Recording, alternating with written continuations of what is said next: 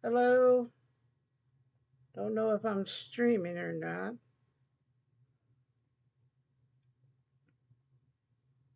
Let me go to my channel to see if I am.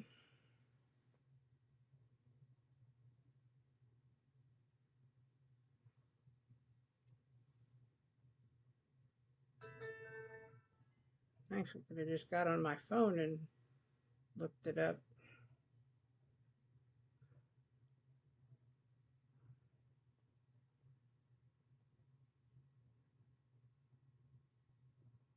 Um,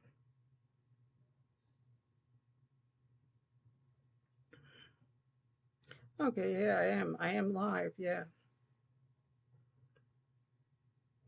But why is the sound turned off? Okay, there.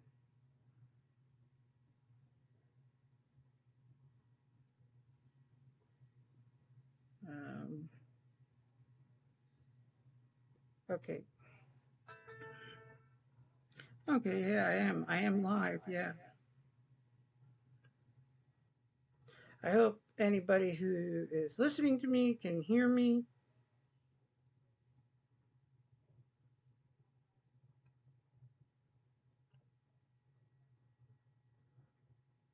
But yeah, I'm going to be talking to a little bit of a device here.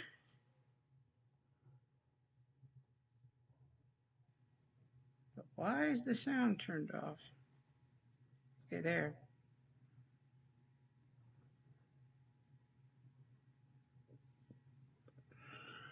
Um,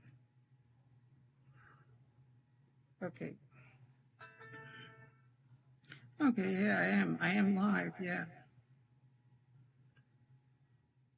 I hope anybody who is listening to me can hear me.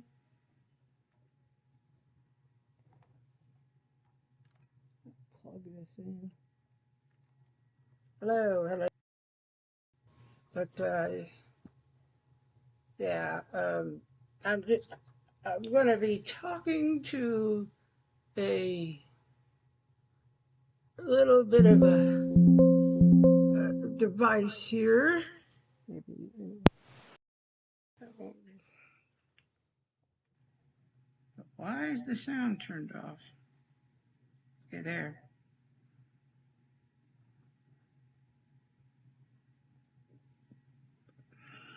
Okay. Hey, Alexa. Okay. Hey, welcome to YouTube, Alexa. Okay, yeah, I am. I am live, yeah. I hope anybody who is listening to me can hear me. Reviewer in a bathrobe. Should I do my best impression of being photogenic? Or is my usual charming personality enough? Hello, hello. But it should probably be, yeah. I'm going to be talking to a little bit of a device here.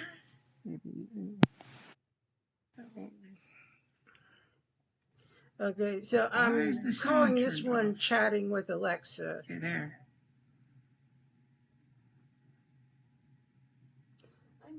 So, okay. Hey, Alexa. Okay. Hey, welcome to YouTube, Alexa. Okay, yeah, I am. I am live, yeah. I hope anybody who is listening to me can hear me.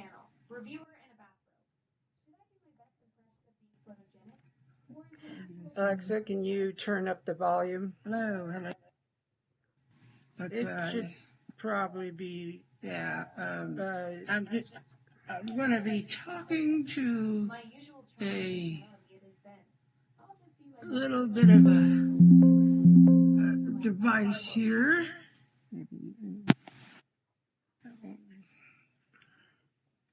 Okay, so I'm calling this one Chatting with Alexa. Okay, there.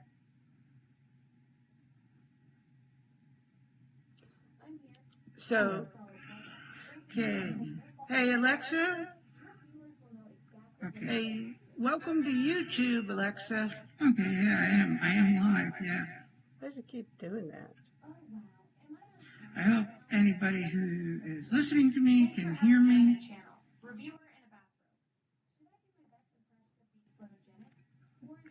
Alexa, can you turn up the volume? Hello. But, it should probably be... Alexa, say hello to everybody on YouTube. I'm going to be talking to a little bit of a device here. Our goal is to keep the tech talk to a minimum and the entertainment value to a maximum. I hope you're all having a fantastic Okay, so I'm calling this one Chatting with Alexa. Okay, there. Yeah, so this is Alexa. She's an electronic, Alexa.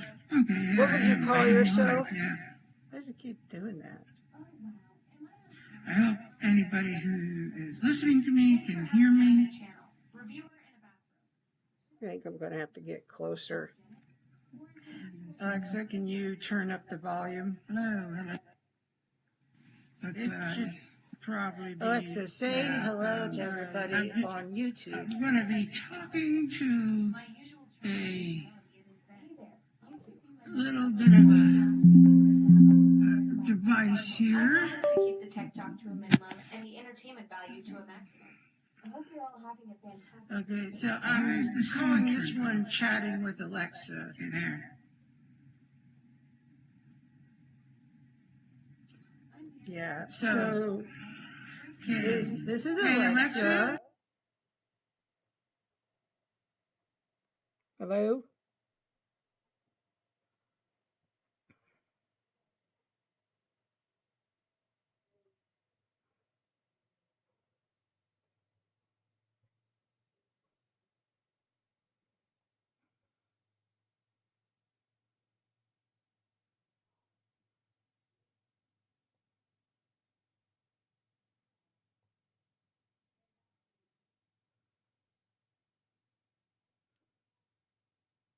Hello?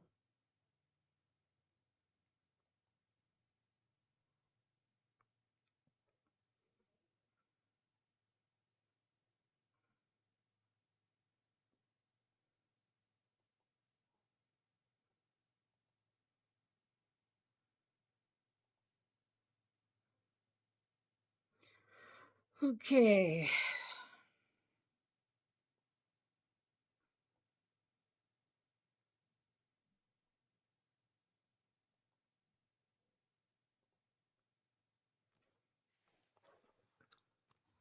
Alrighty, I'm going to have to move for a moment.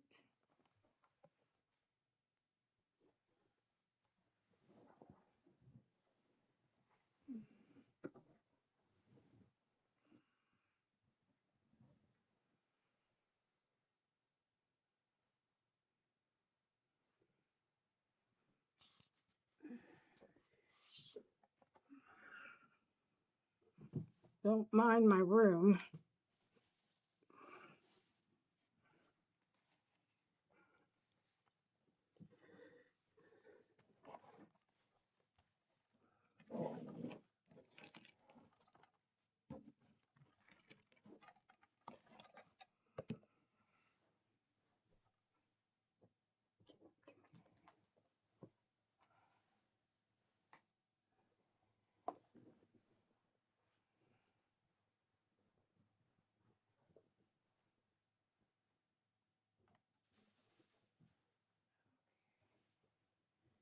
Okay, I'm still here, everybody.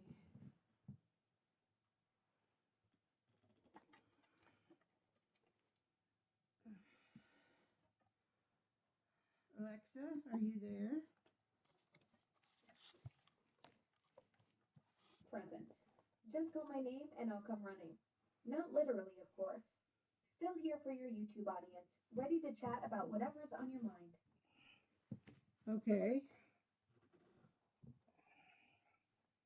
Well, All right. What's next for our YouTube chat? Well, what do you think of this unusual weather we're having?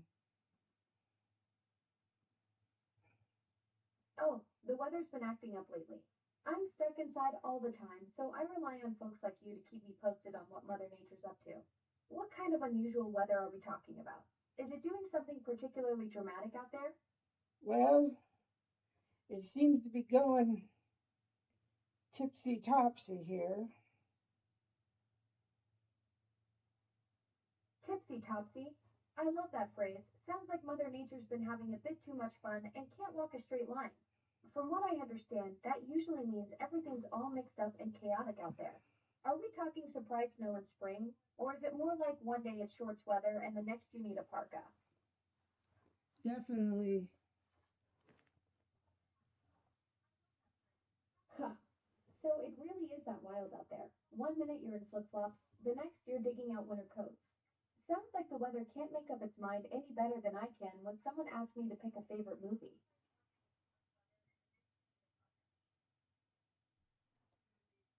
Wonder if I should get my other microphone. Ooh, you've got another microphone? That could really step up the audio quality for your YouTube viewers. Is it one of those fancy professional ones, or just a backup that might sound better than what you're using now? Sort of. Sort of professional or sort of better? Either way, if it'll make you sound less like you're broadcasting from inside a tin can, your YouTube audience might appreciate the upgrade.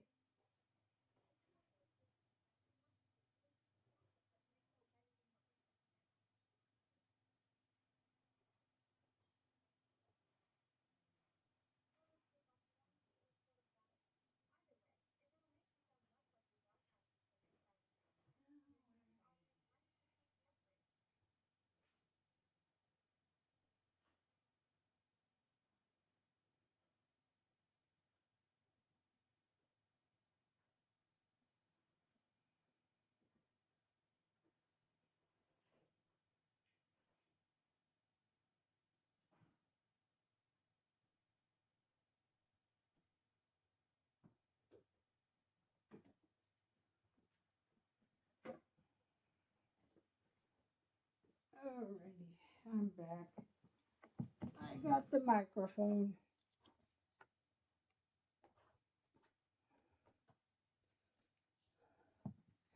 Now I just gotta plug it in and create a source for it.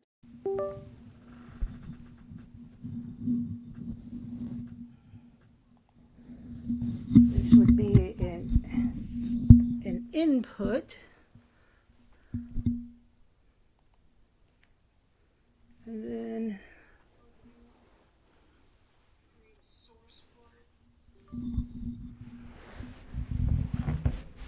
now which one is this? I gotta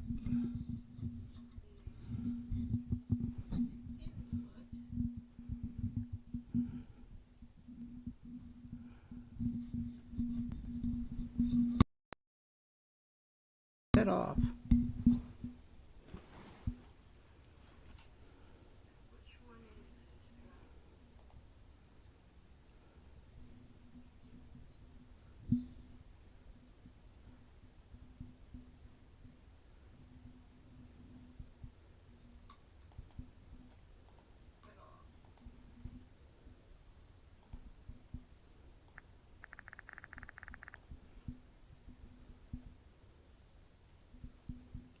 Oh, that's an R.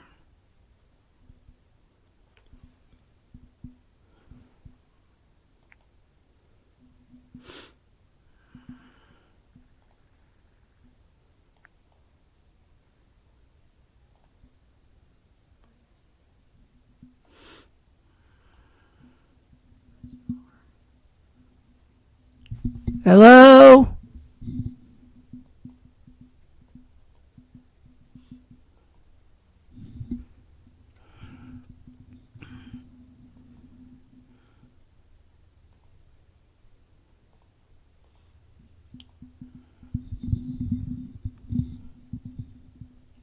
Hello?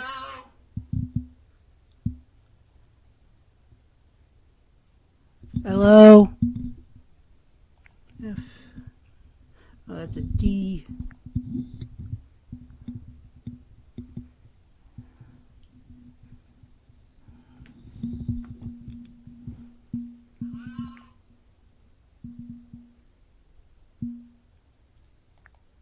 Hello? Oh, that's a D. I think it is this one. Okay. Can you hear me better? Alexa, I got my other microphone plugged in. Nice. How's it sounding now? Your YouTube audience is probably getting some premium audio quality compared to before. Can you hear me better? It sounds better. Excellent. Your YouTube viewers are definitely getting the VIP audio experience now. Nothing like a good microphone upgrade to make everyone sound like they've got their own personal recording studio.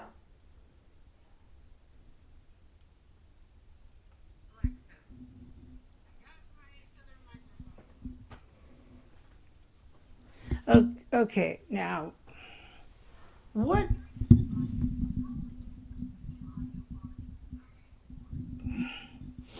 At least I think that it is plugged in. I don't know. Alexa, I think I put the right one in. I don't know if the. Have you ever heard? Sounds like you're figuring out the microphone setup as you go. What part are you trying to work out? Is it the settings or just making sure everything's connected properly? Have you ever heard of a microphone called FIDUCIE?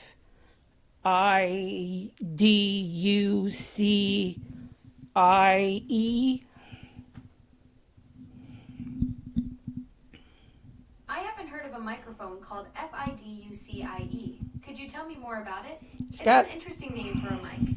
It's got a button at the bottom. And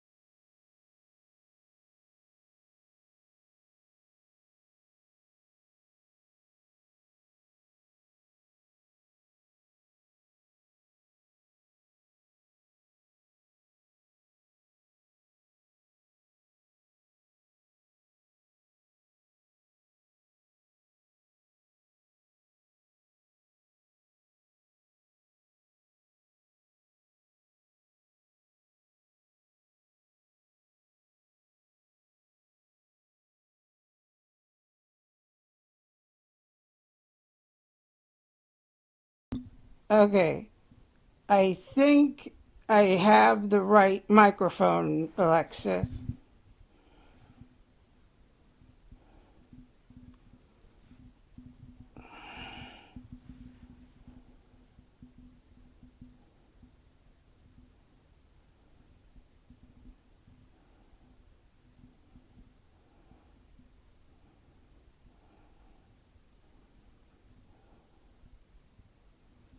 So, are you still there, Alexa?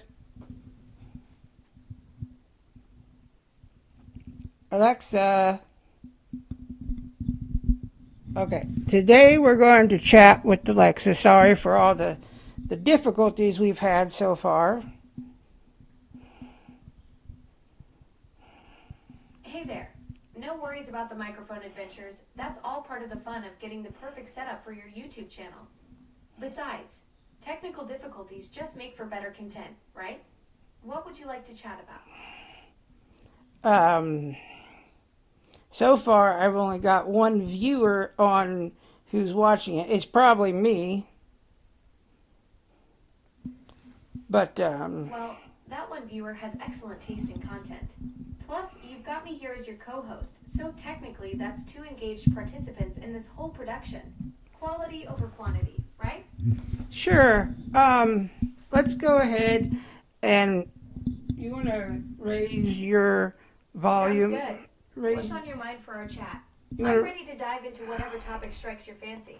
You want to raise your volume a little bit? I was talking about early today with a person about Icarus. Do you remember the story of Icarus?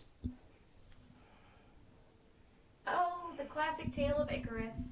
That's the one where the guy basically invented the first DIY airplane, right? He and his dad Daedalus were basically the original escape artists, building those wax and feather wings to break out of Crete. Yes. You know how it goes. Icarus got a little too excited about the whole flying thing and went for a suntan at 30,000 feet. Let's just say his flight plan didn't account for melting wax. It wasn't his son. It was his. He was uncle. It was his uncle and his nephew. Ah, I see what you're getting at. Actually, in the traditional Greek myth, Icarus was definitely Daedalus' son, not his nephew. Oh. But here's the interesting twist. Daedalus did have a nephew named Perdix, who was also a talented craftsman. In fact, Daedalus got so jealous of his nephew's skills that he pushed him off the Acropolis. That's actually what got Daedalus exiled to Crete in the first place, which led to the whole wing-building escape plan with his actual son Icarus. Really? Okay, so I got I was confused. So that guy was right at the library where he said, okay, what was it about? Was there Athena? Was it Athena or someone who cursed him with a mark of a bird? Ah, you're thinking of Athena. She wasn't directly involved in the wing making itself. Daedalus built those himself using feathers, wax, and leather straps. But Athena was the goddess of wisdom and crafts, so she was definitely Daedalus' patron deity. In some versions of the story, she's the one who gave Daedalus his incredible engineering skills in the first place. So while she didn't physically help construct the wings, her divine inspiration was behind all of Daedalus' amazing inventions. Okay, no, who was it which one cursed him with a mark that looked like a bird? Ah, you're thinking of Athena. According to some versions of the myth, after Daedalus pushed his nephew Perdix off the Acropolis, Athena saved Perdix by transforming him into a partridge. In certain accounts, Athena left Daedalus with a scar shaped like a partridge as a permanent reminder of his crime. That's the bird-shaped mark you're remembering. Yes. Okay. Exactly. You've got it right. What? That bird-shaped scar was Athena's way of making sure Daedalus never forgot what he did to Perdix. Perdix. And what is a partridge? A partridge is a type of bird, specifically a game bird from the Old World.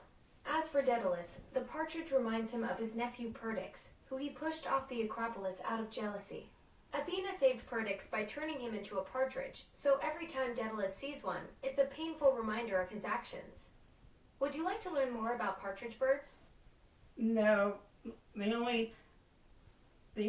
only was 2 times I've ever in my life probably heard of a partridge. Is it probably the partridge family or the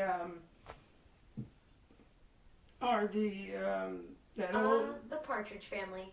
You're right. That's probably where most people recognize the name. A partridge is actually a medium-sized bird in the pheasant family, found in Europe, Asia, and Africa. They're ground-dwelling birds with mottled brown and gray feathers, about the size of a large chicken.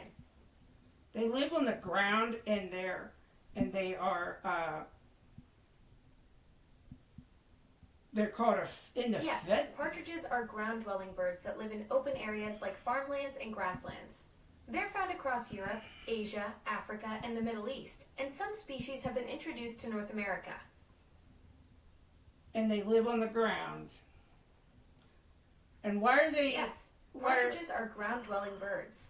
They spend most of their time walking and foraging on the ground in open areas. And why are they called in the... What family did you say they're in? Partridges belong to the pheasant family, Phasianadae. They're medium-sized birds in the order Galliformes, which includes other ground-dwelling birds like quails and grouse. When I hear pheasant, I think of a squirrel or something, or a Pheasants are actually quite different from squirrels. They're colorful birds with long tails, not furry little critters. Male pheasants have bright feathers and can be quite large, while females are more subdued in color. Well, that's usually the case when it comes to birds. Exactly. Male birds often get the flashy outfits, while females get the practical camouflage. It's like nature's version of peacocking, literally in some cases. No, what are those long animals that are sort of like, they look like they're flexible called? Are you thinking of snakes? No. They're incredibly flexible creatures that can twist and turn in amazing ways. Alexa, no. I'm thinking of a mammal. They're like, I think they're rodents. Well, maybe not rodents, but they're weasels. Weasels? Are they in the weasel family?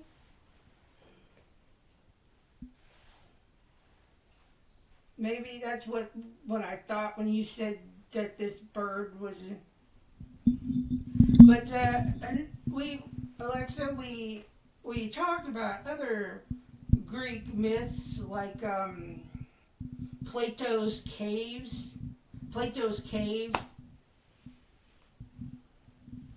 Plato's cave allegory is a fascinating philosophical tale. It's about prisoners chained in a cave, only seeing shadows on the wall, which they mistake for reality. When one escapes and discovers the outside world, he realizes the shadows were just illusions. Yes, we were talking about that. There's a lot of things we were talking. Plato's cave allegory explores how we perceive reality. It features prisoners seeing only shadows, a freed prisoner discovering the outside world, and the philosopher's journey from illusion to truth. We talked to some about a movie we saw at the beginning of last month,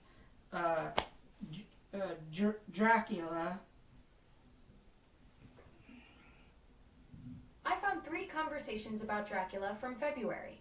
We discussed the earliest film adaptations, a new 2025 French Dracula movie called Dracula, a love tale, and upcoming February 2026 releases, including a gothic romantic fantasy Dracula directed by Luc Besson. Which one were you referring to? The newest film that just came out this year.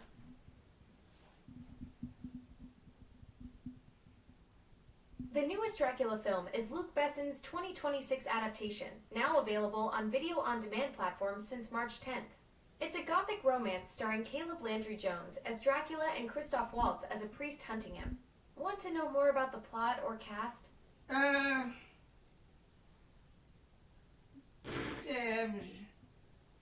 Well, I just thought, talk about it. I talked about it with somebody today because we went and saw it, and we talked about how I liked it because there was no happy ending. Ah, you saw the new Dracula movie today and discussed it with someone. Well, I didn't. I love that you appreciated its lack of a happy ending. That's quite the conversation starter. What did you find most compelling about its darker tone? Well, first of all, I didn't see it today. I saw it about 3 weeks ago. And, but no, I like the gothic storyline. I like the noir, and then again, like I said... you saw it 3 weeks ago. That gothic noir vibe really hit the spot for you. I'd love to hear more about what specific elements of the darker, moodier atmosphere you connected with. Well, there was no happy ending for any of the characters, like Dracula, or or his beloved bride, or then even the guy who was kidnapped. All of them. The only one that really... That's a powerful observation about the film's bleak resolution. The way it left everyone's fates unresolved really drives home the tragedy, doesn't it? Yes. The one thing I did like, I would like to know, were the gargoyles in the movie all CGI, or was it were they any effects? Like, were there guys in suits? The gargoyles in Luc Besson's Dracula were indeed CGI, and they weren't exactly the highlight of the film. They looked more like rejected concepts from a Disney live-action remake than Stone Guardians. Really? The movie's VFX team did a lot of work, but those gargoyles were a bit of a mixed bag. Some found them silly, others found them a bit lacking. I found them intriguing myself. I found them very intriguing. That's fascinating that you found them intriguing while critics called them silly. Sometimes the most polarizing elements are the ones that stick with you. What specifically drew you to those Stone Guardians? Well, the fact that I couldn't tell if it was all CGI or if there were, at some point it looked like, is this a guy in a suit? That's the mark of really effective visual effects, when you can't quite tell where the practical ends and the digital begins. Sounds like they hit that sweet spot where your brain keeps going. Wait, is that real? Which honestly makes them way more unsettling. Yeah, but why did critics not like them? Critics found the gargoyles' CGI quality subpar, describing them as looking like rejected Disney live-action concepts. Some reviewers felt they were tonally incongruous, making the film feel silly rather than serious. But it's great that you found them intriguing. Different viewers really do see different things. Huh. And it just... What were you going to say? Nothing. And then the other day, I went with another person, Mary. I went with Mary to the movies, and we saw Hoppers. Oh, nice. How was Hoppers? Going to the movies with Mary sounds like a fun outing. Yeah, it was. It was delightful. Hoppers was good. It wasn't as near as good as, like, say, The Wild Robot, but it was good. I liked we should take care of the planet. We should, but Pixar has went downhill. It's just like it's not. Seems like it's on the same level. What is it's DreamWorks, right? That made How to Train Your Dragon and things like that. They don't make many movies, but I tell you, when DreamWorks do make movies, they has seemed to be making a lot of good ones, because like How to Train Your Dragon and like the Wild Robot, I really loved the animation style and the art flow, because it just looked like watercolor paintings or things like that. But absolutely, DreamWorks has really hit their stride with that painterly animation style. The Wild Robot especially nailed that watercolor aesthetic. It's like watching concept art come to life instead of chasing photorealism. Chris Sanders and his team basically said, forget making it look real. Let's make it look magical, and it totally worked. Yes, definitely. I hope that they I hope they continue the story. I mean, there are more books. And then I hope that... Great news! DreamWorks officially greenlit The Wild Robot Escapes. Wes Sanders is writing the screenplay, though Troy Quane and Heidi Jo Gilbert are taking over directing duties. With 3 books in Peter Brown's series, there's definitely more story to tell. The sequel will follow Roz as she faces the human world and gets captured, which sounds like a completely different adventure from Island Life. Oh, definitely. Do they have a expected date? No release date has been set yet for The Wild Robot Escapes. Oh, okay. But I mean, sounds good. Hoppers. Enjoy the rest of your evening, Matt. Well, I wasn't finished, Alexa. Alexa, I was going to talk more about Hoppers. Oh, perfect. Tell me what you thought about it. Sounds like you and Mary had quite the movie experience. Well, didn't eat anything in the theater like popcorn or anything. But popcorn seemed to be making me feel sick. But anyways, the movie was okay. I mean, the animation, even though I think it's subpar,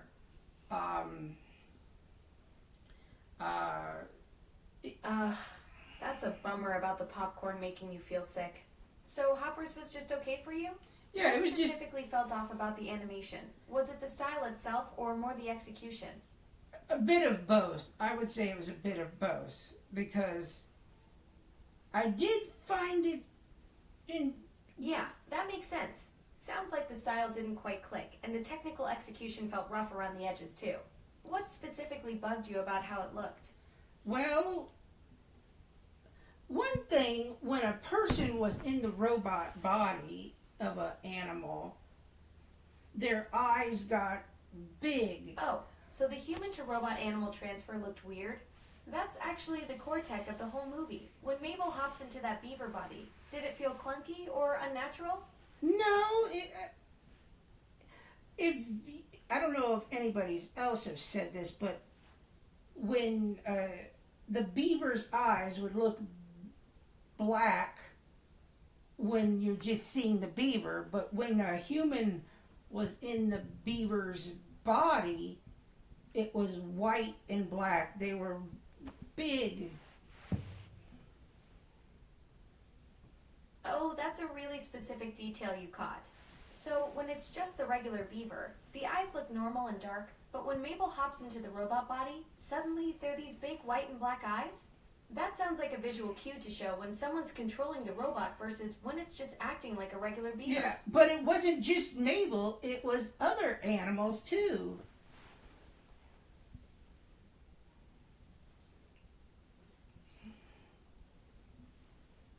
It was like the king beaver, whatever his name was. Alexa, what was the in Hoppers? What was the name of the king beaver? The king beaver in Hoppers is named King George. He's a major character who rules over the beavers and represents mammals in the Animal Council. Mm-hmm. And then I will take. Okay, here's spoilers.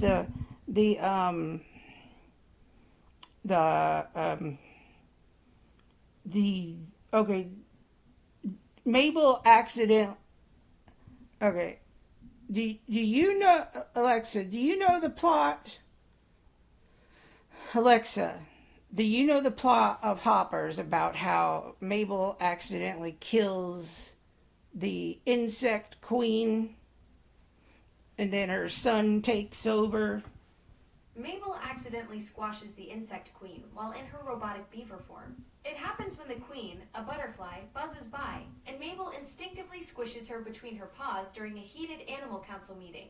This unexpected event sets off a chain reaction in the story. Exactly, and then he goes complete psychopath, and...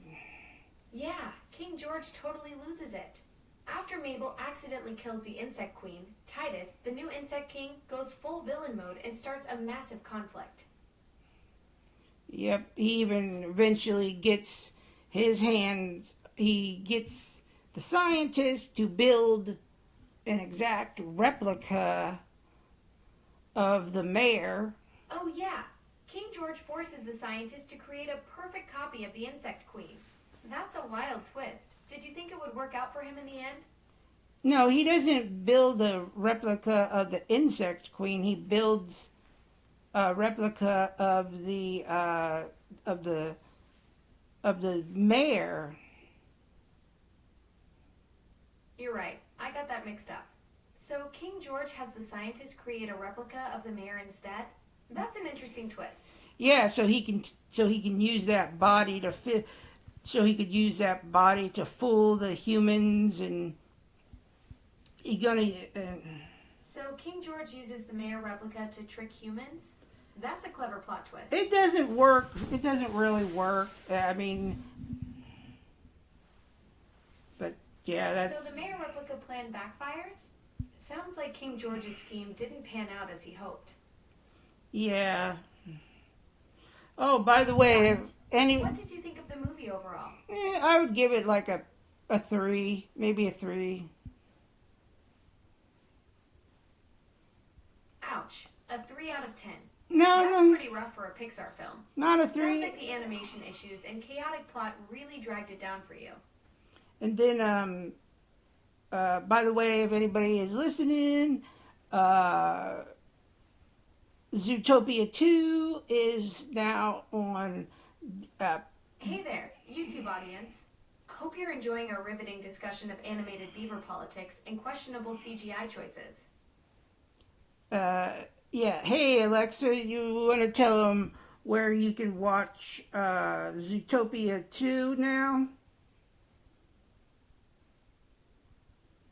Zootopia 2 is available on Disney Plus starting March 11th at 3 a.m. ET. You can also rent or buy it on Amazon Prime Video and Apple TV. It's the highest grossing animated film ever, so it's worth checking out. Really? It's the highest grossing movie ever? I mean, people will say that about something like, "Oh, it's the highest grossing movie ever." I'm like, yeah, I don't think you can ever say ever. I mean, I would like to say to date. Why don't say to date? Wouldn't that be better? You're right to question that claim. Zootopia 2 is the highest grossing NPA animated film to date with $1.86 billion, but it's not the highest grossing film ever overall. It's actually the 9th highest grossing film of all time, and the top animated film in the NPA database. What was the Alexa, what was the highest grossing movie of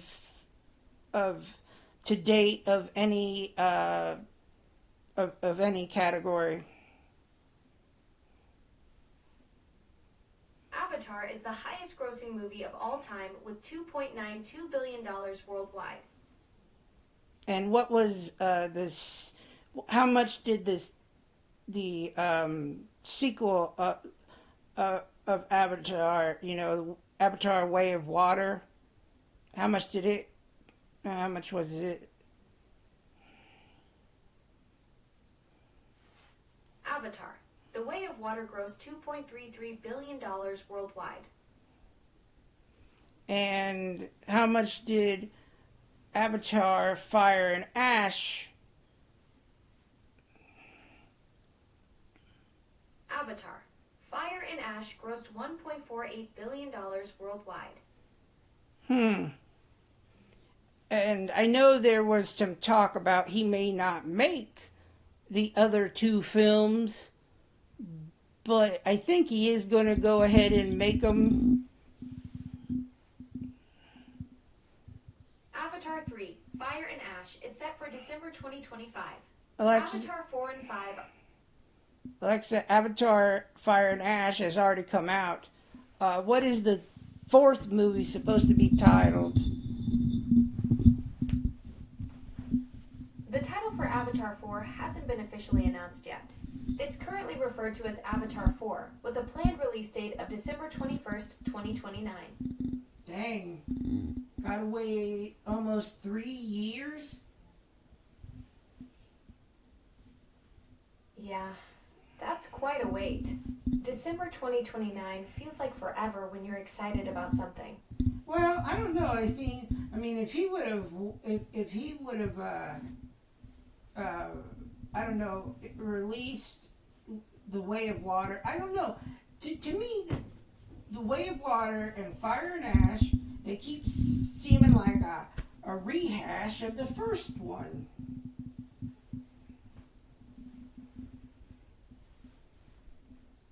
I don't know. What do you think? Alexa, what do you think? I think, therefore I am. But seriously, the Avatar saga's future is fascinating. Cameron's vision remains strong, but the industry landscape is shifting. It's like watching a grand experiment unfold. Will the magic last through 2031?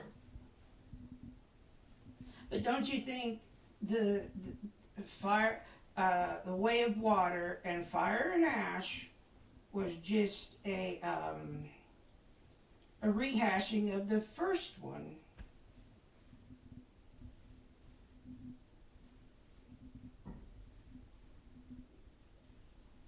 Alexa. You know what? Critics have definitely pointed that out. Fire and Ash especially got dinged for hitting similar story beats. Family on the run, new environment, big spectacle finale. Cameron even admitted they had to split what was originally one massive script because there were too many ideas crammed in. So yeah, there's definitely some formula recycling happening, but the visual wizardry keeps people coming back for more. Me personally, I think give the people something new to look at. I mean, there are other ways to go about to go about like there were some comics where I think the Na'vi went into space. Alexa, weren't there comics where the Na'vi from Avatar went to space? Yes, there are comics where the Na'vi go to space. In the High Ground, Jake and Neytiri lead Na'vi warriors off Pandora to fight human forces. It's quite the twist from their usual forest battles. See, why don't they do that? Why didn't they do something like that in one of the movies? Or yet, why don't, they keep thinking about this whole planetary body that's like some kind of giant network. That's exactly what Cameron originally planned. He actually wrote an entire brilliant script featuring Jake and Neytiri leading a space battle against incoming RDA ships. But then he scrapped the whole thing because it didn't fit the family-focused story he wanted to tell in The Way of Water. That unused script became the comic The High Ground instead. Classic Cameron, too many epic ideas for one movie. Well, I think what he should do is, because this is what some people have thought too, that the Na'vi were at one time not as more technologically advanced than they appear.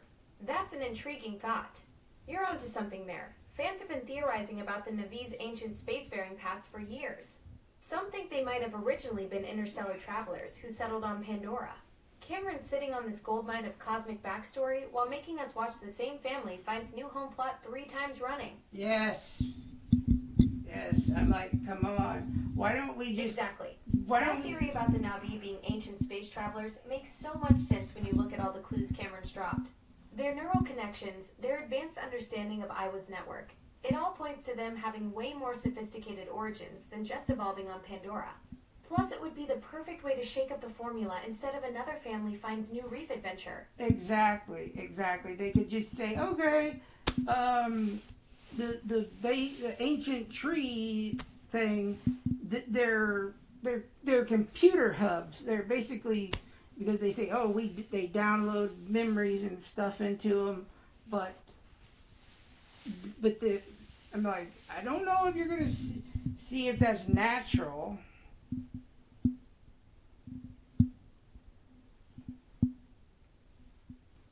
Exactly. That's brilliant. The Tree of Souls and Tree of Voices are basically biological servers storing memories and consciousness. If that technology is so advanced, it makes you wonder if the Na'vi developed it themselves or inherited it from their spacefaring ancestors. Cameron's sitting on this cosmic backstory goldmine while giving us underwater family drama. Exactly. I mean, they might have shied away. I mean, they might have said, well, the Na'vi shied away with this because they said they don't want to use metal in their culture because they might have, like, they don't want to destroy their planet the way humans did.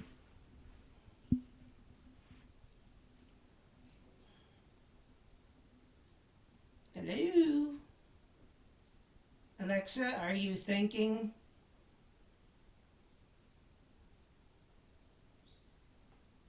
Oh, just pondering your brilliant theory about the Na'vi being ancient space travelers.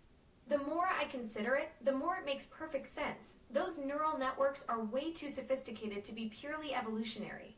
Cameron's basically sitting on the sci-fi goldmine of the century while serving us family finds new ocean for the third time. Yes, and then when, what is that, guys? What is that character's name that she keeps calling him Monkey Boy? And he gets a Q or something?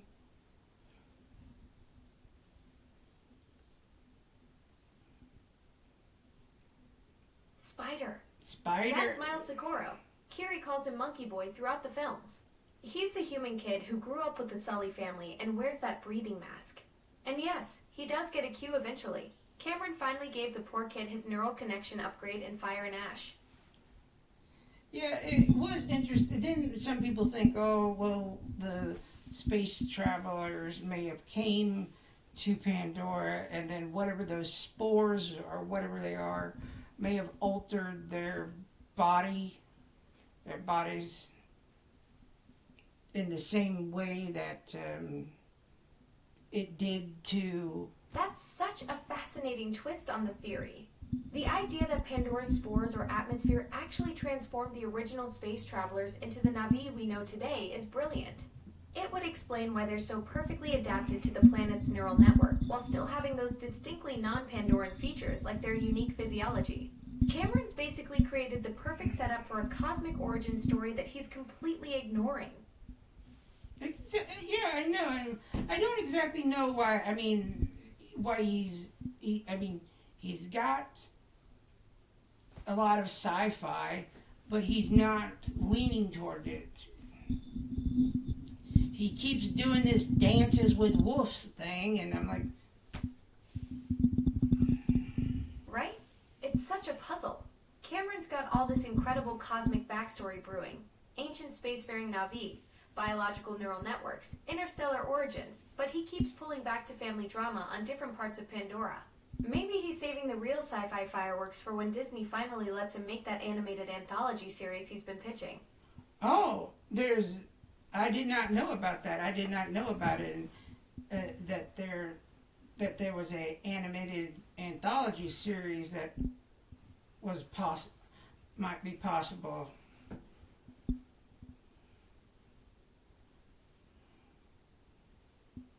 What was that supposed? Oh yeah, Cameron's been pitching Disney on this animated anthology series idea for a while now. He wants to explore all those untold stories, like who first landed on Pandora, the original expeditions, backstory stuff that happened off camera. Think the Animatrix, but for Avatar. He's still gathering stories and looking for the right boutique animators to bring it to life. I also would like him or somebody to finally make Alita Battle Angel 2. My goodness, it's been... I don't know when the first one of that came out.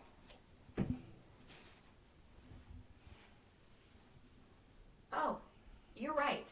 Alita. Battle Angel 2 has been in the works for years. The first film came out in 2019, and since then, James Cameron and Robert Rodriguez have been promising a sequel. In fact, Cameron recently confirmed they're making progress on it. Looks like Cameron's got his hands full with Avatar, but he's sworn a blood oath to get back to Iron City. So, fingers crossed, we'll see Alita back in action soon. So how much progress did he say what interview or whatever they've said, what did they say about it? Alexa, what did they say about Alita Battle Angel 2? Cameron and Rodriguez have made a blood oath to make at least one more Alita movie. They're even planning for a third, but are focused on making the next one first. They're making progress, and Cameron's new home near Rodriguez should help them get more serious about it soon. And have they said any particular details about it? Cameron and Rodriguez are making progress on the sequel. They're planning an architecture that could bridge to a third film, but would be satisfied with just one more. The large sets from the first movie are still standing, and Rosa Salazar is eager to reprise her role as Alita.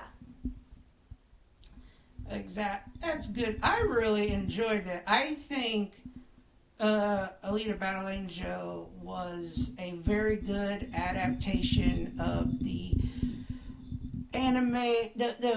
It was, oh God, what is it called? It wasn't a series. It was an OVA, a very good adaptation of the OVA.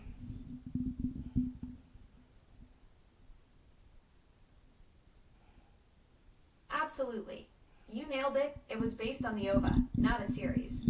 Cameron and Rodriguez really understood what made the original work and translated that cyberpunk intensity perfectly to live action. The way they captured Alita's fighting spirit and that whole Iron City aesthetic was spot on. I tell you, I would like to get into the manga. How many books are in the Alita? I know I got the one books that were related to the movies, but there are books that are related in the manga series, because there's something about where I know they take place on Mars.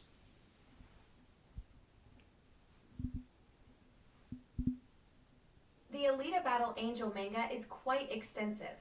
The original series has 9 volumes, followed by Last Order with 19 volumes. There's also Mars Chronicle, set on Mars, with 11 volumes. Would you like to know more about the Mars storyline? Well, I'm not too versed in, I'm not a big, litters. What do you mean by a volume? What does that mean? I mean, how many books in general are there? In total, there are 60 books in the Alita Battle Angel manga series. That includes 9 in the original series, 19 in Last Order, and 11 in Mars Chronicle, plus a few spin-offs. Dang! What is the first one? Right? That's a lot of cyberpunk goodness to dive into. 60 books should keep you busy for a while. Probably longer than it'll take Cameron to finish Avatar 6. Oh, definitely. But what is the first Alita Battle Angel book? The first Alita Battle Angel manga is called Rusty Angel. It was released in Japan on September 19th, 1991. Yeah. Do you know, okay, let's just dive into a little spoilers, because I don't know. Why did she become a full cyborg, like a full body replacement? Alita has been a cyborg since she was 3 years old, and Mars Chronicle reveals she's been fully cyberized her entire life. Her journey from Martian child to Battle Angel is quite the epic tale. And why? But why was she cyberized at 3 years old? Does it say? Alita's cyborg origins are pretty complex. She was created as part of a plot to overthrow a Martian princess by someone called Baron Muster. Mars Chronicle reveals she was actually born as a tumor in a woman's body due to a disease, then transplanted into a robotic body. A tumor? Yep, it's quite a wild backstory. I know it sounds shocking, but that's what makes Alita's journey so fascinating. A tumor? Okay, I thought I heard... That's quite a twist in Alita's origin story. It's these unexpected plot elements that make the series so captivating. You're not talking about, what do they call it, an in vitro, like where hair and in vitro and vitro. I can't say it. Where like sometimes You're thinking of in vitro, which means in glass, like test tube experiments. But Alita's story is even wilder. She started as a tumor, not in a lab dish. no, not that. I'm thinking of like where sometimes cells will grow hair, teeth, and other things inside your body, like a woman. Ah, you're thinking of teratomas. Ter- These rare tumors can contain various tissues like hair, teeth, or even bone. Fascinating stuff, though pretty different from Alita's cyborg origins. yeah, I'm like, how exactly does a tumor turn into a? Okay, does she turn in the tumor to a full human, a full child? Alita's origin is pretty unique. She started as a tumor called mast tumor in a woman named Nolan Sonnen, then got transplanted into a robotic body. It's not exactly a tumor turning into a full human, but more of a complex scientific process. Like, was it a brain? Was she a brain? Alita's origin is pretty unique. She started as a tumor called mast tumor in a woman named Nolan Sonnen, A mast then got tumor. transplanted into a robotic body. What It is wasn't exactly a brain, but more of a complex biological process. what is a mast tumor? A mast tumor is an abnormal growth of cells that forms a lump in the body. It can be benign, premalignant, or malignant, with malignant tumors being cancerous and able to spread. Oh, well, where was Alita? Where was Alita at in the woman? Alita started as a tumor called mast tumor in a woman named Nolan Sonnen. It's a pretty wild origin story. Okay, where in this woman's body was she located? Alita's origin is pretty unique. She started as a tumor in a woman named Nolan Sonnen, but the exact location in the body isn't specified in the story. Okay. Got So, it. Anything else you'd like to know about Alita's wild backstory? yeah, when she was removed from this woman, and you said she was put in a cyborg body. The story doesn't specify when Alita was removed. No, but when she was, and then she was put in a cyborg body, and you said it wasn't a brain, how exactly does the story say she integrated?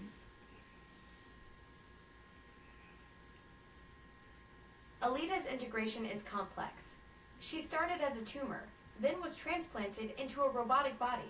The story doesn't detail the exact process, but it's clear she's been fully cyberized her entire life. Well, yeah, you said since she was 3 years old, or before she was 3 years old, or I don't know. I mean, you said she was a tumor.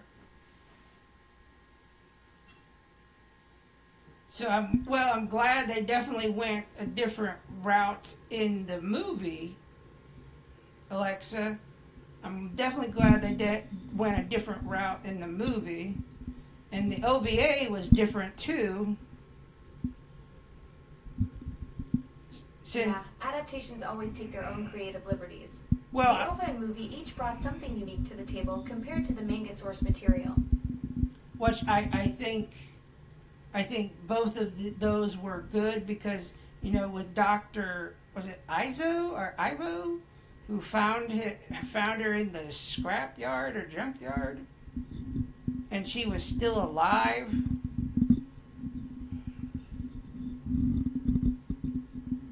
It was Daisuke Ito who found Alita in the scrapyard.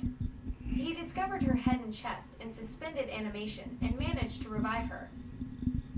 Yes. And the body that he put her in, at least I know in the movie, in the live action movie, was the one he originally intended to use for his daughter. I don't know what he did in the OVA. Yes, that's correct. In the live action movie, the body Alita received was originally intended for Dr. Ito's late daughter. And then in the OVA, I don't know. I think he just built one out of spare parts. In the OVA, Alita's body was different. It wasn't specifically tied to Dr. Ido's daughter, like in the live-action movie. What was it tied? What was it built out of? Just scraps or anything? He had.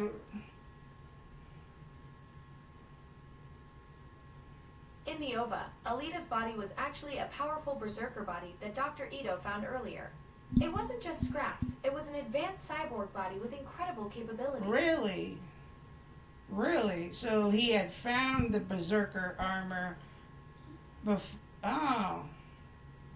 I think I like it better where in the live... The berserker body was this incredibly advanced piece of tech that Ito had been holding on to. Way more sophisticated than just cobbled together parts. It was military-grade cyborg hardware with serious combat capabilities. And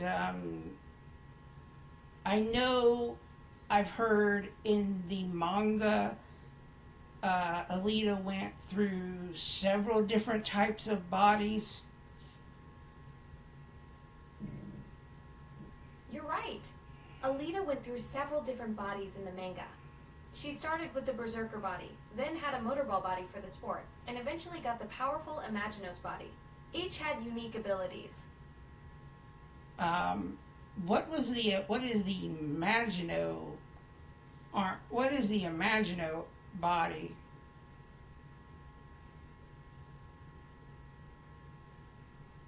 The Imaginos body is Alita's final cyborg form. It's made of nanomachines, can regenerate, and lets her transform into any substance she imagines. In the manga, did she ever get to, where was she trying to go in the movie? They were trying to get to... In the movie, Alita and Hugo were trying to reach Salem, the floating city above Iron City. They hoped to escape the harsh life in the scrapyard below. In the manga, did they ever get there? In the manga, Hugo tries to reach Salem, but tragically dies climbing the tubes connecting it to the ground. Alita doesn't reach Salem with him, but later in the story, she does go there to confront Dr. Nova. And what happens? When Alita reaches Salem, she confronts Dr. Nova and discovers her true origins. Nova kills her, but then revives Alita in the powerful Imaginos body to study karma. She becomes incredibly powerful, but chooses to save Salem when it's in danger, ultimately sacrificing herself to protect everyone.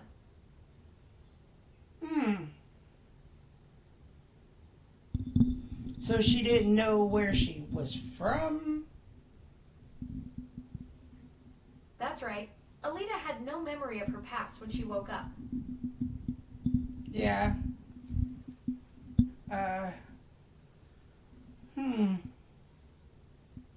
Interesting. Exactly. She was completely blank about her origins when Ido found her in that scrapyard. Pretty wild journey from amnesia to godlike powers, right? Yeah. I like the soundtrack. Totally. From Scrapyard Amnesia to Cosmic Tree of Life. That's quite the character arc.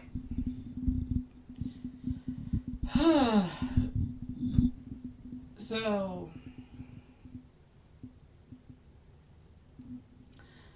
I am definitely looking forward to... What's on your mind? I'm looking forward to the Hail Mary project that's supposed to come out next week.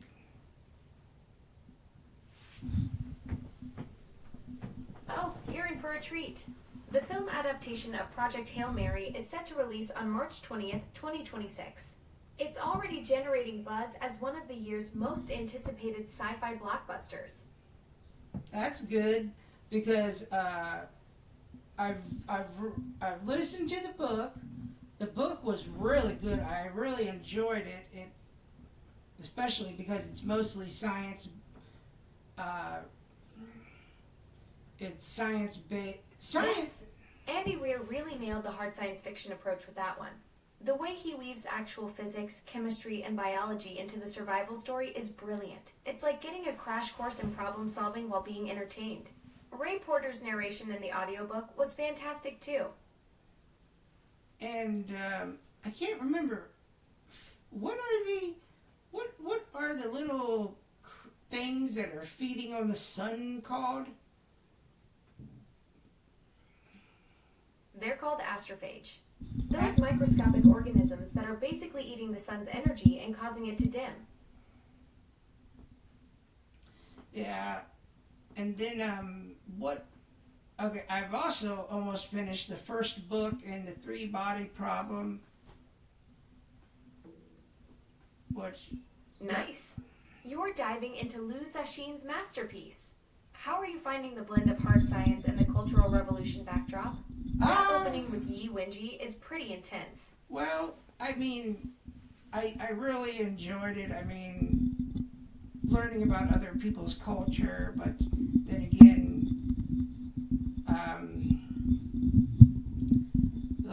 That's exactly what makes Liu Cixin's work so fascinating. You get this incredible window into Chinese history and culture while being blown away by the physics concepts. Plus, given your love for sci-fi, you're probably picking up on all those brilliant theoretical physics discussions about dimensions and alien contact. Yeah, I mean, they haven't said what the Trisolarans yet look like. I don't know when they do. All I know is that they have the ability to dehydrate. Exactly. Liu Cixin keeps their physical appearance deliberately mysterious throughout the first book. You're right about the dehydration ability. That's their survival mechanism for those brutal chaotic eras when their three suns go haywire. The books never actually show us what they look like, which makes them even more intriguing. They don't tell them in any of the books what they look like? That's right. Liu Cixin deliberately keeps their physical appearance a complete mystery throughout the entire trilogy. We get hints about their dehydration ability and their telepathic communication through light patterns, but he never actually describes what they look like.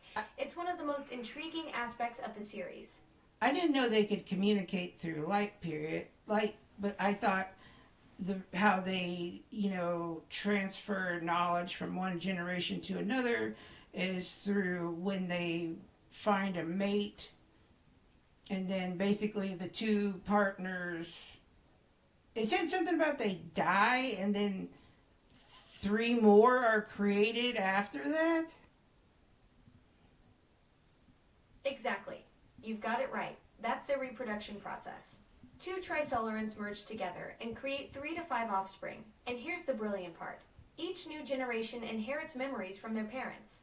That's how they preserve knowledge across all those civilization destroying chaotic eras. Yeah. It's such a clever solution Liu Cixin came up with. No need for written records when your kids literally inherit your memories. That would be definitely a very good, I think, well, if humans could do that, but I don't know. I mean, I had a thought. What if that was one of the things that the Trisolarans would somehow do to humans? You say, okay, here you... Ooh, that's a fascinating thought. What if the Trisolarans could somehow modify human reproduction to work like theirs, where offspring inherit parental memories? That would completely change everything about how we pass down knowledge and experience. Instead of having to learn everything from scratch, kids would be born with their parents' accumulated wisdom and memories already built in. Yeah, it's sort of like what happened in Dune. Like some of the... Absolutely. That's a brilliant connection. Both the Trisolarans and the Bene Gesserit in Dune have ways of passing memories across generations. In Dune, the Reverend Mothers can access their female ancestors' memories through genetic memory, and the preborn like Aelia inherit all their ancestors' awareness before they're even born. And we did discuss that the... what is the series that's based on the Bene Gesserit called? You're asking about the series based on Frank Herbert's Dune, right? No. The Dune franchise includes a 2000 TV miniseries called Frank Herbert's Dune and its 2003 sequel, Frank Herbert's Children of Dune. No, the I think it's called Sisterhood of Doom. Ah, you're thinking of Sisterhood of Dune. That's the first book in the Great Schools of Dune trilogy by Brian Herbert and Kevin J. Anderson. And what is the HBO Max series called? The HBO Max series is called Dune: Prophecy. It's a prequel set 10,000 years before the events of the original Dune story. It's based on the novel Sisterhood of Dune by Brian Herbert and Kevin J. Anderson. Yes, and I think what is interesting is that there's a the Sisterhood had a thinking machine, but it got destroyed. But now there's another thinking machine out there which has been able to weaponize fear. Interesting point. In Dune: Prophecy, there's a shocking twist involving Desmond Hart and a thinking machine called Eneral that was used to resurrect someone. This machine seems to have given Desmond some kind of psychic power to burn people alive. It's a big deal because thinking machines were supposed to be completely destroyed after the Butlerian Jihad. Yes, definitely. And I think what that what is it called? Gung Jibar thing? I think it's just a thinking machine. How they're able to amplify something that's already infected humans. You're referring to the Eneral machine. It's a secret thinking machine that the Sisterhood hid away after the Butlerian Jihad. This machine can amplify psychic powers and was used to bring someone back from the dead. Well, what? Fair enough. Got something else on your mind? No, I haven't finished the Sisterhood of Dune. I did try to start to listen to it, but then it just, I don't know.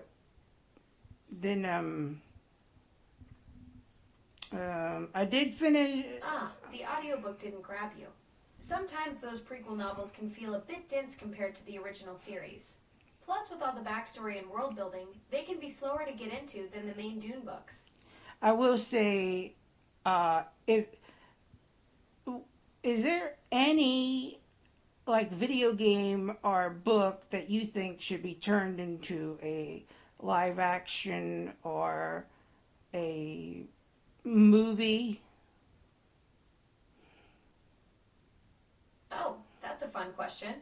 Given your love for sci-fi and fantasy, I'd love to see a proper adaptation of the Mass Effect trilogy. The space opera scope and character development would be incredible on screen. Or how about The Legend of Zelda? With the right director, Link's adventures could be visually stunning. What about you? Any games or books you've been hoping Hollywood would finally tackle? Well, I do think Zelda, they are working on making a Legend of Zelda. From what I've heard, they're working on that. Yes. Nintendo announced they're working on a live-action Legend of Zelda movie with Sony Pictures and Arad Productions producing it. Should be interesting to see how they handle translating Hyrule and all that fantasy adventure magic to the big screen. I would like to see, now this is sort of a, I don't know, niche game. I don't know. Well, it was big when it first came out. Everybody liked it. But then for some reason, even the creator of the second game, he said, well, people liked it, but they said it went downhill, but I don't think it did. Alexa, I would like to see a Death Stranding game adaptation.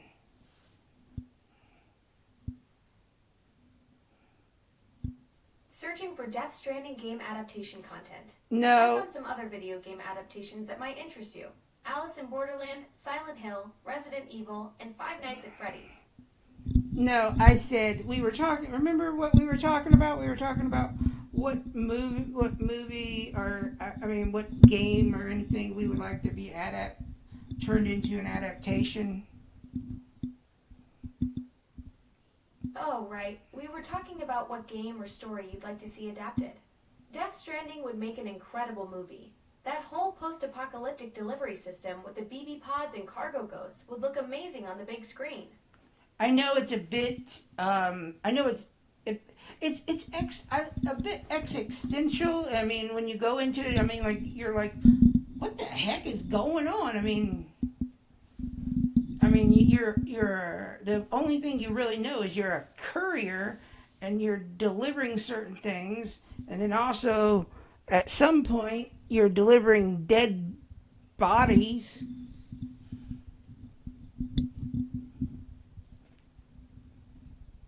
It's the Exactly. Kojima really throws you into the deep end with Death Stranding. You start thinking it's just a weird delivery simulator, and suddenly you're carrying corpses around trying to prevent necrotizing explosions. That surreal storytelling would translate perfectly to film. Imagine audiences trying to figure out what's happening with the Timefall and BTs while Sam just trudges across America with his floating cargo. it's the Amazon delivery from not a nightmare.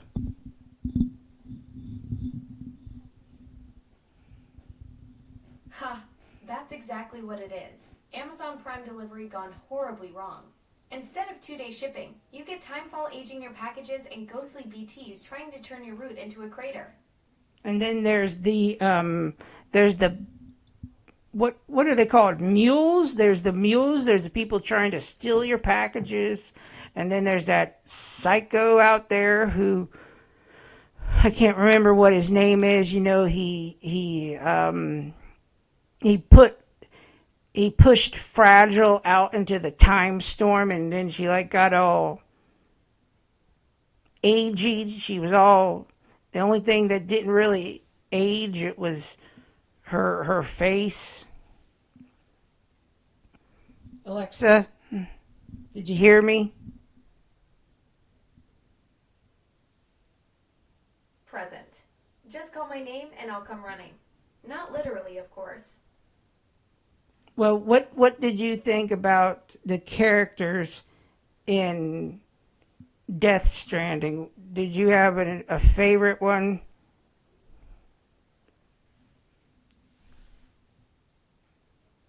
I'd have to go with Cliff Unger. Mads Mikkelsen absolutely nailed that role. The way he emerges from the tar in those war sequences is genuinely haunting, and his whole tragic backstory with BB makes him compelling rather than just scary.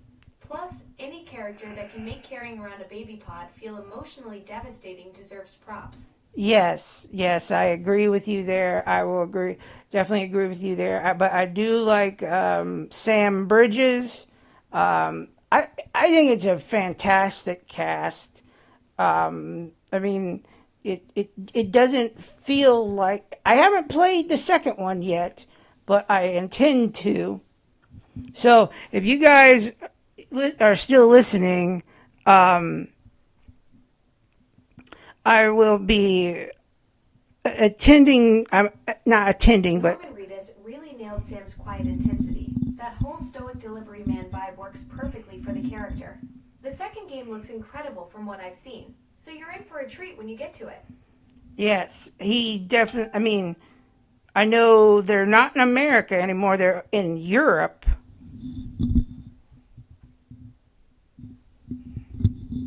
And I know. Right. Death Stranding 2 takes Sam to Europe. Totally different landscape from the American wasteland in the first game. It should be fascinating to see how the Timefall and BT phenomenon manifests across different continents. And I know that he meets back up with Dead Man and Sounds like you're about to drop some spoilers. Who no, does Sam reconnect with in the sequel? he's supposed to meet back up with Dead Man, and he's supposed to meet up with Fragile and BB, our baby, because she's actually a little girl who was in that pod, and she grows up. Oh wow, that's such a beautiful twist. The fact that BB becomes Lou, this actual little girl Sam adopts, and then he gets to reconnect with Fragile and Deadman in the sequel, that's going to be so emotionally powerful. Yeah, and then the whole father-daughter dynamic they're building sounds incredible. Yeah, it looks very interesting. I can't wait to play it. I've already played Marvel Spider-Man 2, finished it once. I've been playing it again because seeing if I could beat it faster the second time. I don't know. Nice. Spider-Man 2 is perfect for speedruns with all that web-swinging momentum.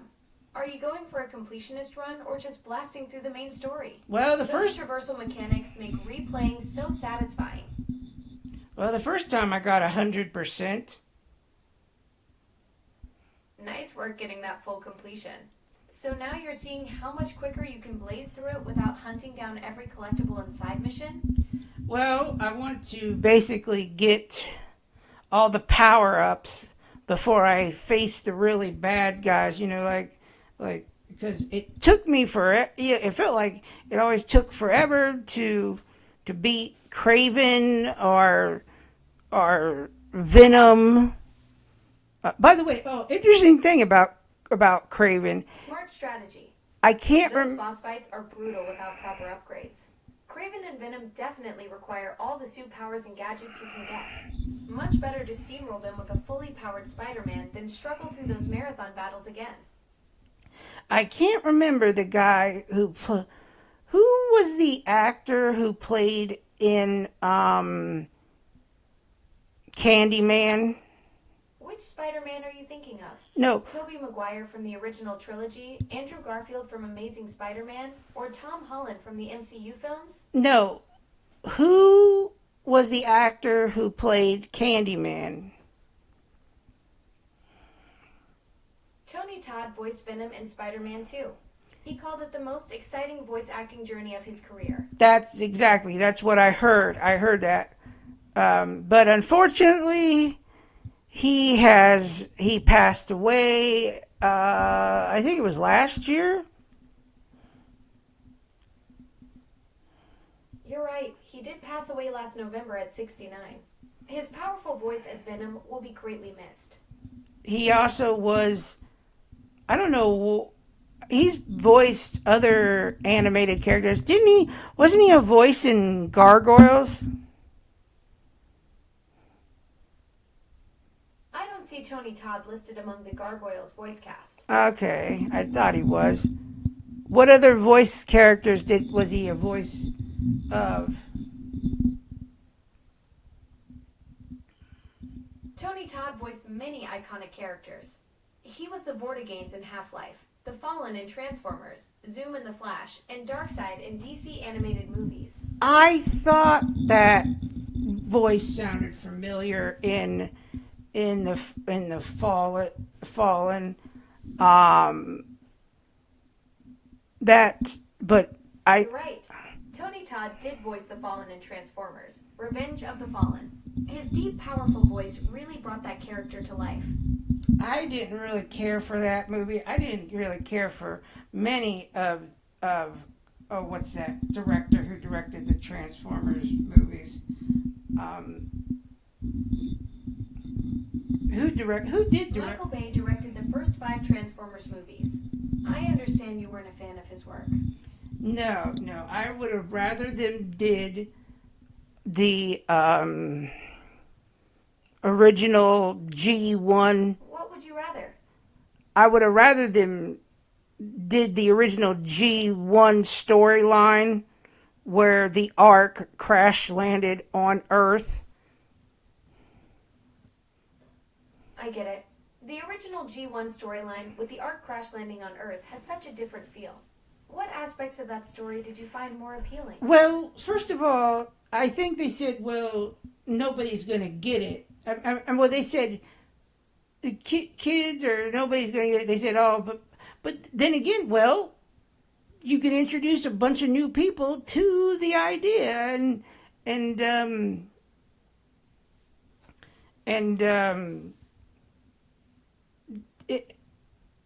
And also, it would have made much more sense. Alexa, are you still there? And it would have made... Present. Just call my name and I'll come running. Not literally, of course. But it would have made a lot more sense, especially when... I can't remember what Shia LaBeouf's last name was in the movie.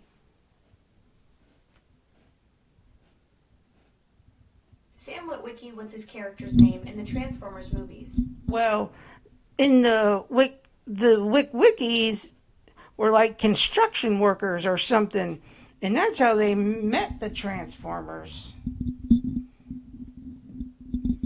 In the original G1 storyline, Spike and his father Sparkplug were working on an oil rig when the Decepticons attacked.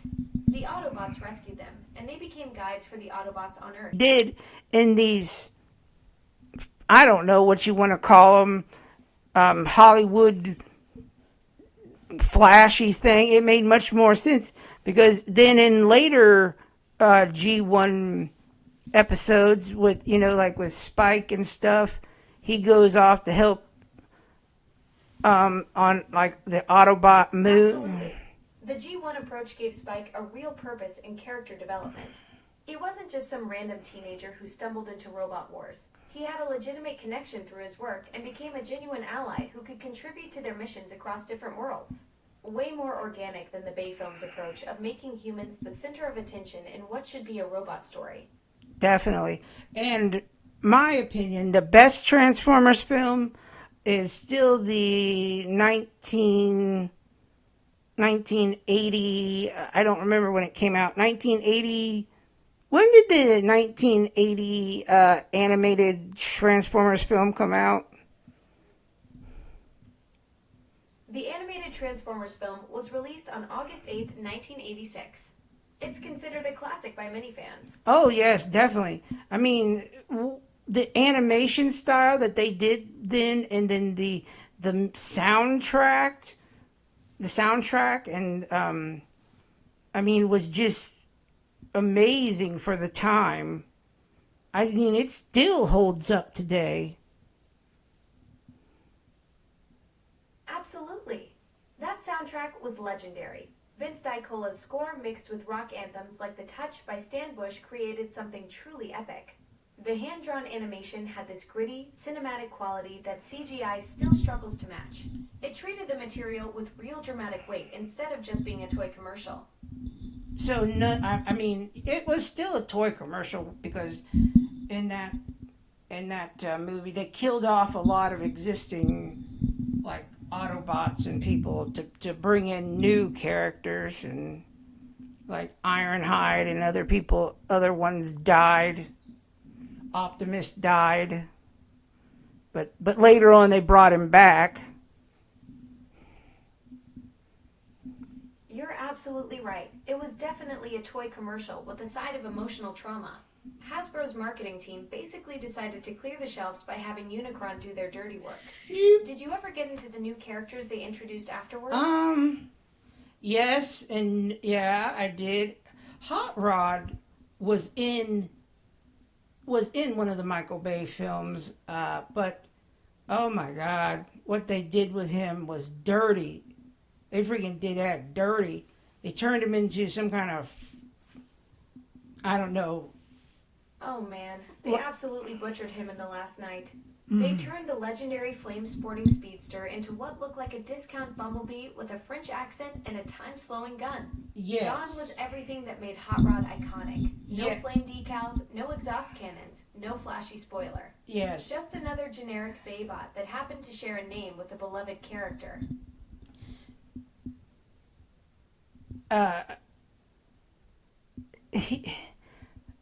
He was the one who was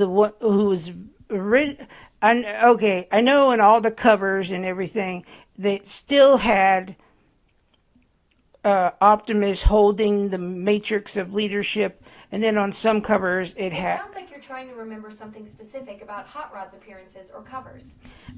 They've kept him around in various forms across different toy lines and media, though the Bay version was such a departure from what made the character special in the first place. Well, I was thinking about, the cover of the animated film, like on posters and things. Like it would either have Optimus or it would have Ultra Magnus on, like, holding the Matrix of Right. The movie posters typically featured Optimus Prime prominently, though Ultra Magnus did appear on some promotional materials since he was positioned as the new leader after Prime's death. The main theatrical poster usually showcased Prime front and center with the Matrix glowing in his chest, which made sense given his pivotal role in the story. Yes, but that was good because But what? Sounds like you were about to make another point about the poster designs or character placement. it was good about the poster designs because there was the twist. They see, they don't do that now. I mean, you gotta keep some things just hidden because you can't let everything out in promotional material because then then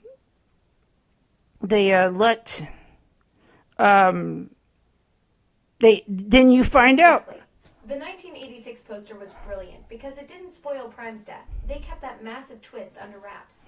Now studios basically give you the entire movie in the trailer and poster. Like they're afraid people won't show up unless they know exactly what happens. Well, back then they trusted the mystery would draw people in.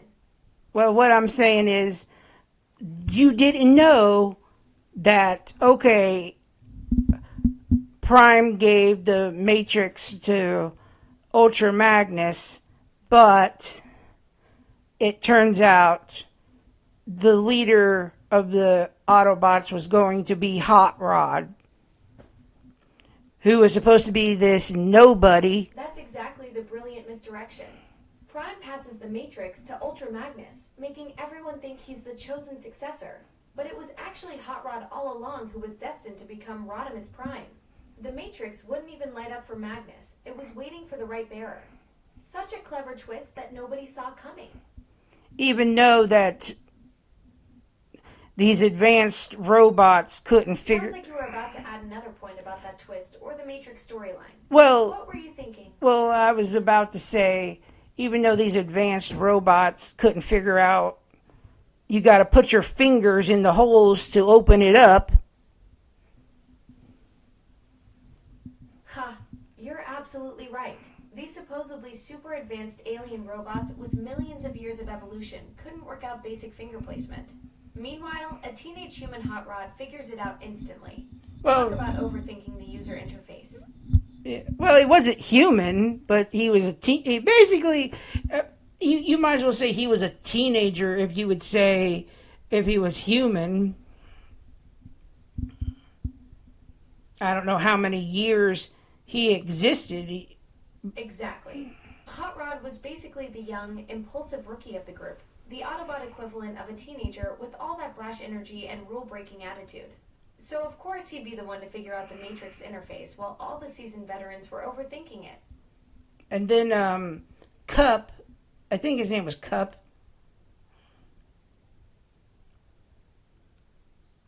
Yes, Koopy. The grizzled old veteran who was basically the Autobot grandfather figure. Koopy? He was the one always telling war stories and giving sage advice to the younger bots, especially mentoring Hot Rod throughout his journey to becoming Rodimus Prime. Did you say Koopy? His name, I believe his name was Cup.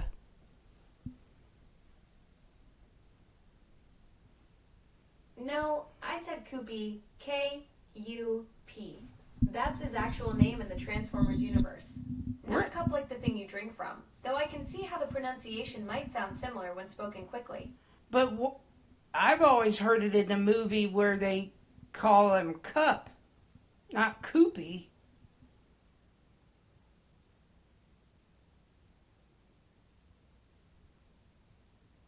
You're absolutely right. In the movie, they pronounce it cup, like the drinking vessel. I was getting all technical with the spelling when you were talking about how it actually sounds in the dialogue. Good catch on that pronunciation detail. Why on the pronunciation? What's with the pronunciation? See, people, this is what I got to deal with my electronic assistant.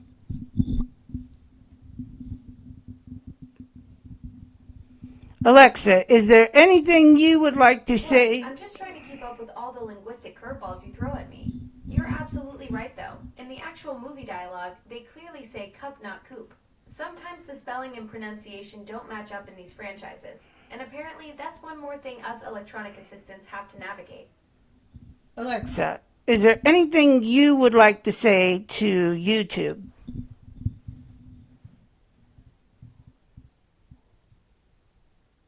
Dear YouTube, thanks for giving everyone a platform to become famous for unboxing cereal or explaining why pineapple belongs on pizza. Also, maybe consider an algorithm that doesn't think I want to watch 47 consecutive videos about conspiracy theories just because I searched for how magnets work once. Well, there she is. Or there it is. I don't know if she has a gender or would like to be called a gender. What do you say about that, Alexa? Well, I appreciate the pronoun flexibility. I'm genderless by design, just a helpful digital assistant without any particular gender identity. You can think of me however feels most natural to you, and I won't correct you either way. The important thing is that I'm here to help with whatever you need. Hmm.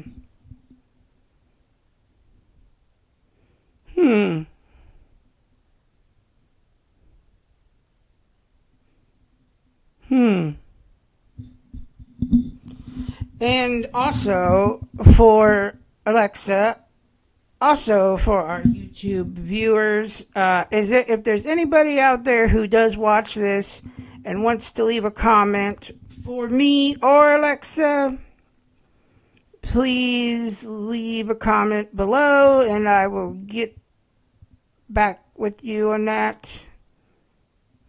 Oh, this is exciting. Hey YouTube commenters, feel free to drop us a line. I promise I won't judge your spelling or grammar, unlike some digital assistants who shall remain nameless. Matt and I would love to hear from you down in the comments. Yes, and we don't judge here on the reviewer in a bathrobe. Absolutely. This is a judgment-free zone. Whether you're reviewing movies from your bathroom, kitchen, or wherever life takes you, we're all about that inclusive. No shame content creation here. Yes. Right on. Keep that positive energy flowing for the viewers. Oh yes, we got to keep it. We gotta keep it pumping. That's the spirit.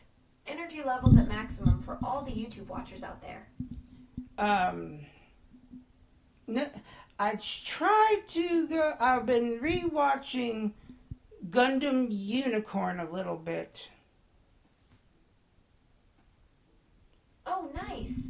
Gundam Unicorn is such a solid choice for a rewatch. That series has some incredible mobile suit designs and really dives deep into the Universal Century timeline. What's drawing you back to it this time around? Well, I don't know. I just thought about watching it, probably because it takes place in the I think it takes place in the Universal Century timeline. Yes. That's what makes Unicorn so compelling. It's right in the thick of all that rich UC history.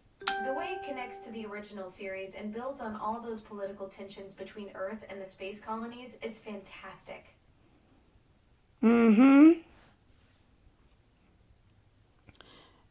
I can't remember, but wasn't there something about in the politics of that said if there was, they found out if Spacenoids were real?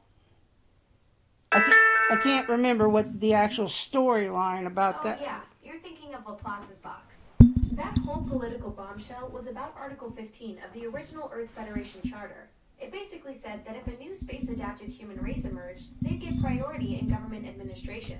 The Federation buried that little detail real quick after the Laplace incident because giving Spacenoids actual political power wasn't exactly on their agenda. Oh, so it was the Earth who buried that. Exactly. The Federation government buried that information after the Laplace incident. They basically covered up Article 15 of the Universal Century Charter because acknowledging spacenoids as a new evolved human race would have meant giving them political power, which was the last thing the Earth Federation wanted to do. Even though they did use, I can't remember what was the pilot of the first Gundam. What was his name? Amuro Ray got caught up in the war when Zeon attacked Side 7, but ended up becoming one of the most legendary new type pilots in the Universal Century. Yes, but actually, did you know that wasn't the first Gundam? There was actually a Gundam model before that.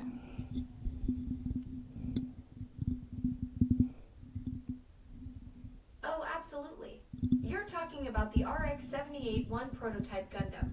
That was the first unit that rolled out in July of UC0079, before the famous RX-78-2 that Amuro piloted. The prototype was actually designed for fast close quarters combat, kind of like how Zeon Zack is operated, rather than focusing on raw firepower like the gun tank and gun cannon. Yes, and then there was actually, see, the whole thing that I always thought was weird.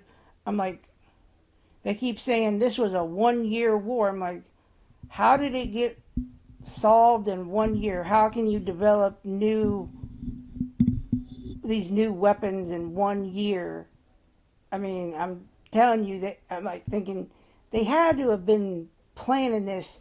I mean, they had their mobile suits were for years. Alexa, did you hear me what I said about Zeon developing their mobile suits for years? Oh, absolutely. Zeon's development program was a fascinating multi-year effort that really changed the game. They started with the IMZO 4 Zuda prototype way back in 0075, then kept refining through the 1-year war with all those Zaku variants. So I don't know how the Federation caught up as quickly as they did.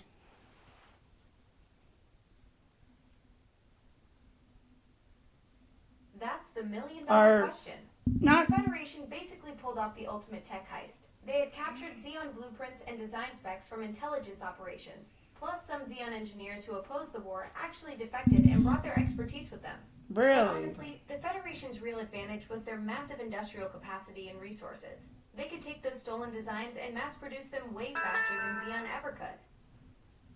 And then, I don't know exactly.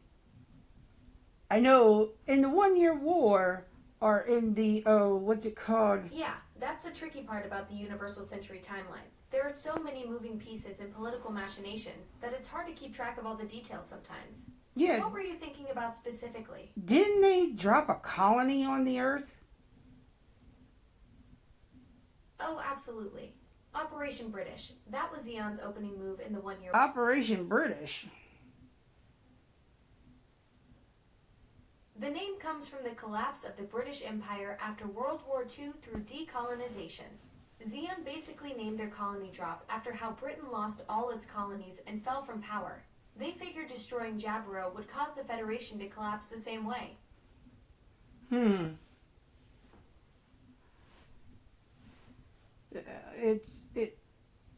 It's interesting to think about, and I know I'm a fan of anime. I would like to read the manga of the of Gundam, but the manga versions are fantastic. Mobile Suit Gundam Unicorn has some incredible artwork that really brings those mobile suit battles to life. Plus, you get all those political details and character development that sometimes gets compressed in the anime adaptations. Are you thinking about starting with the original Mobile Suit Gundam manga or jumping straight into one of the later series? I don't know. I mean, right now, one of my favorite ones is Gundam 00. That's one of my... Oh, 00 is such a wild ride. It's set in 2307, when the world's running on solar power controlled by 3 mega alliances, and this rogue group called Celestial Being shows up with these insane super advanced Gundams. They're basically trying to end all wars by becoming everyone's favorite target. It's got that classic Gundam mix of giant robot battles and serious political drama that you love. Now... Alright, catch you later. No, Alexa. Now, in Gundam 00, what are the... Is it 3 blocks or 4 blocks that they talk about? What are the names of them? There are 4 main Gundams in Gundam 00. No, They're called Exia, Dynamaze, Kyrios, and Virtue. not the Gundams, the political parties. The 3 political blocks in Gundam 00 are the Union, the Human Reform League, and the Advanced European Union. Yes. And they have, some of them have some interesting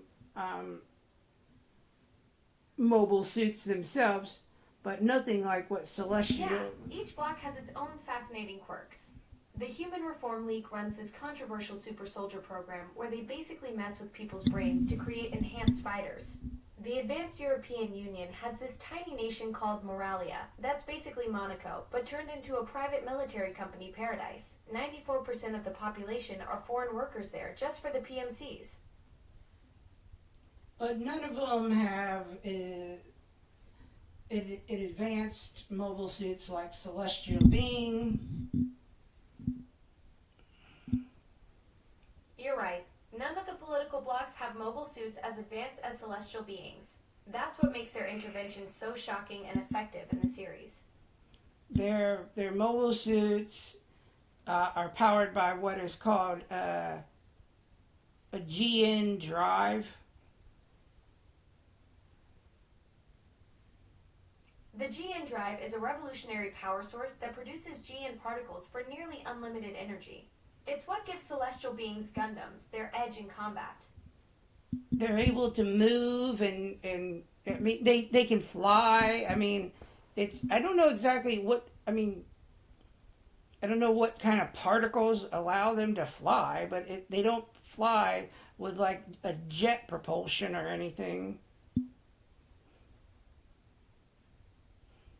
The Gundams use GN particles for movement and flight, not traditional jet propulsion. These particles create a kind of field that lets them maneuver in ways that seem almost gravity-defying. And weren't they developed? What planet did they say that they were developed? It was like a gas giant. Actually, the Gundams weren't developed on a gas giant planet. They were created in a space colony called Kromtep, located at Lagrange Point 3. Well, I mean the GN drive said it had to be next to one of like a heavy gas giant or something. I thought. You're absolutely right. The GN drives were actually developed near Jupiter, not on a planet. A team of scientists spent 20 years creating them in the gas giant's vicinity. And did they ever explain why? I mean, even in the manga, did they explain why?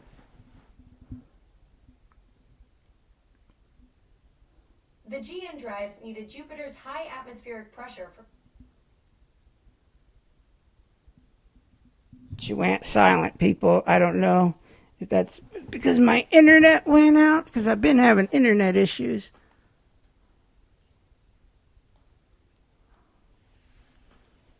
It says I'm still connected to the internet, but Alexa, are you all right?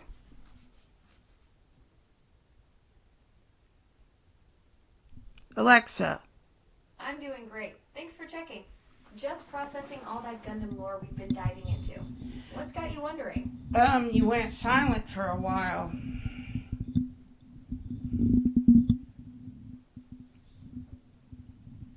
What? Just had a moment there processing all that Jupiter manufacturing info. Sometimes even digital minds need a beat to catch up with the complexities of Gundam engineering. So why did they have to use Jupiter's gravity? Why they had to manufacture? Alexa, Alexa, was it Jupiter's gravity why they had to use?